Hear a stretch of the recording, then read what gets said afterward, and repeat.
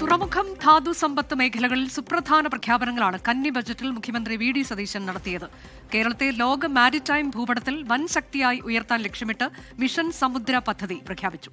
ധാതു തുറമുഖ സമ്പത്ത് ഏകോപിപ്പിച്ച് southern Kerala economic corridor ബജറ്റിൽ പ്രഖ്യാപിച്ചു. കോഴിക്കോടും തിരുവനന്തപുരത്തും ലൈറ്റ് മെട്രോ നടപ്പാക്കുമെന്നാണ് ബജറ്റിലെ ഉറപ്പ്. കേരളത്തിന്റെ 600 കിലോമീറ്റർ തീരദേശം, 2 അന്താരാഷ്ട്ര തുറമുഖങ്ങൾ, ഒരു കണ്ടെയ്നർ ട്രാൻസിറ്റ്മെന്റ് ടെർമിനൽ, 17 നോൺ മേജർ തുറമുഖങ്ങൾ, മറ്റനേകം ജലസ്രോതസ്സുകൾ തുടങ്ങിയ സാധ്യതകൾ സംയോജിപ്പിച്ച് 5 വർഷത്തിനുള്ളിൽ കേരളത്തെ ലോക മാരിടൈം ഭൂപടത്തിൽ വൻ ശക്തിയായി ഉയർത്തുന്നതിനുള്ള പദ്ധതിയായ മിഷൻ സമുദ്ര നടപ്പിലാക്കും.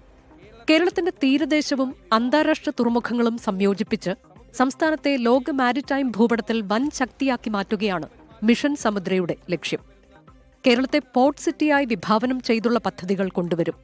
റോഡ്, റെയിൽ, ജലപാതകൾ വഴി ഗതാഗത സൗകര്യങ്ങൾ വർദ്ധിപ്പിക്കും. 400 കോടി രൂപ ഇതിനായി വകയിരുത്തി. വിഴിഞ്ഞത്തെ രാജ്യത്തെ ആദ്യ മദർഷിപ്പായി ഉയർത്തുന്നതിനൊപ്പം കപ്പൽ നിർമ്മാണ കേന്ദ്രം സ്ഥാപിക്കാനും പദ്ധതിയുണ്ട്. അന്തർദേശീയ മാരിടൈം മ്യൂസിയം സ്ഥാപിക്കുമെന്നും ധനകാര്യമന്ത്രി വി ഡി സതീശൻ ബജറ്റിൽ പ്രഖ്യാപിച്ചു. തിരുവനന്തപുരം, കൊല്ലം, ആലപ്പുഴ ജില്ലകളിലെ ധാതു തുറമുഖ സമ്പത്ത് ഏകോപിപ്പിച്ച് സദേൺ കേരള സാമ്പത്തിക ഇടനാഴിയും ബജറ്റിൽ പ്രഖ്യാപിച്ചു. ലോജിസ്റ്റിക്സ്, സാങ്കേതികവിദ്യ, ഉൽപാദനം, ഗവേഷണം, പ്രകൃതി വിഭവങ്ങൾ എന്നിവയെ ഒരൊറ്റ വികസന ചട്ടക്കൂടിലേക്ക് ബന്ധിപ്പിക്കുന്നതിലൂടെ ഈ ദക്ഷിണ കേരള സാമ്പത്തിക ഇടനാഴി ശക്തമായ ഒരു സമ്മിശ്ര സമ്പദ് വ്യവസ്ഥ സൃഷ്ടിക്കുകയും സ്വകാര്യ നിക്ഷേപം ആകർഷിക്കുകയും ഭാവിയിൽ കേരളത്തിന്റെ തന്നെ തന്ത്രപ്രധാനവും സമുദ്രബന്ധിതവുമായ വികസന മേഖലകളിൽ മുൻനിര സ്ഥാനത്ത് എത്തിക്കുന്നതിനും ഇത് സഹായകമാവും. തിരുവനന്തപുരം, കോഴിക്കോട് ലൈറ്റ് മെട്രോ പദ്ധതികൾ നടപ്പിലാക്കുമെന്ന് V D Satheesan. Sir, Thiruvananthapuram, Kozhikode light metro അടിസ്ഥാന സൗകര്യ വികസനത്തിൽ ഈ 2 നഗരങ്ങളിലും മുൻപന്തിയിലെത്തിക്കുന്നതിന് കാലാകാലങ്ങളിലായി വിവിധ സർക്കാരുകൾ വാഗ്ദാനം ചെയ്യുകയും എന്നാൽ ഇതുവരെ നടപ്പിലാക്കാൻ സാധിക്കാതെ വന്നതുമായ തിരുവനന്തപുരം, കോഴിക്കോട് ലൈറ്റ് മെട്രോ പദ്ധതികൾ ഈ സർക്കാർ നടപ്പാക്കും. ഈ പദ്ധതിയുടെ പ്രാരംഭ പ്രവർത്തനങ്ങൾക്കായി 20 കോടി രൂപ വകയിരുത്തുന്നു.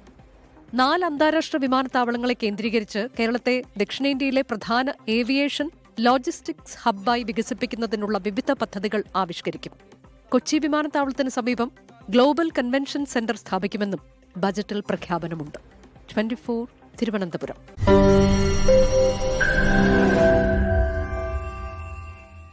ലോകത്തെവിടെയായാലും ഏത് സമയത്തും 24 വാർത്തകളും ഓഗ്മെന്റഡ് റിയാലിറ്റി പാക്കേജുകളും എക്സ്പ്ലെയിനറുകളും വിശദമായി കാണാൻ ഞങ്ങളുടെ യൂട്യൂബ് ചാനൽ നിങ്ങൾക്ക് സബ്സ്ക്രൈബ് ചെയ്യാം.